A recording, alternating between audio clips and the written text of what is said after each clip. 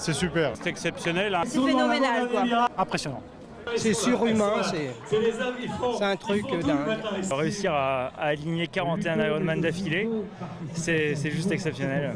Hier, Ludovic Chorgnon a donc bouclé son défi 41, 156 km à la nage, 7381 km à vélo et 1330 km à pied, le tout à raison d'un Ironman par jour depuis 41 jours.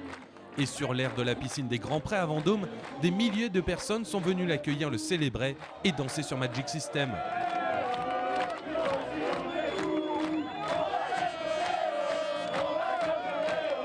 Au-delà de l'aspect sportif, Ludovic Chorgnon a attiré des centaines de coureurs dans son sillage. Mission accomplie pour Ludo le Fou. Et c'est même le premier pari réussi, c'est-à-dire que le défi sportif en lui-même, il ne m'intéressait pas plus que ça. Évidemment, il était important, évidemment, je savais que je le ferais, mais celui qui m'intéressait, c'était celui-ci, faire voir le dynamisme d'une ville, montrer un certain nombre de valeurs aux gens, d'échange, de partage, voilà, et puis d'envie de se bouger. Donc voilà, je pense que le pari, effectivement, est gagné. Physiquement, Ludo le Fou est passé par toutes les phases depuis le 1er juillet. Sous la canicule, avec un ongle incarné, avec un panari, avec des irritations mal placées, un poignet endolori, le Vendômois ne s'est jamais arrêté de nager, pédaler et courir.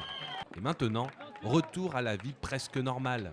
Et maintenant, famille, et puis recul, parce que voilà, je suis quelqu'un qui réfléchit toujours, donc j'ai passé des heures et des heures à faire du sport, mais à réfléchir, j'ai toujours 15 000 idées. Là, je vais prendre encore un peu plus de recul sur ce qui s'est passé et surtout comment le capitaliser, parce que moi, ce qui m'intéresse, c'est qu'on soit capable d'en faire quelque chose et que ce ne soit pas l'événement d'un jour ou d'une année. Changement de rythme pour Ludovic Chorgnon, changement de rythme dès aujourd'hui dans la ville. Les grincheux y verront un retour à la normale, les autres, et ils sont nombreux, vont trouver désertes les rues de Vendôme sans ces dizaines de coureurs emmenés par le premier d'entre eux, Ludo le Fou.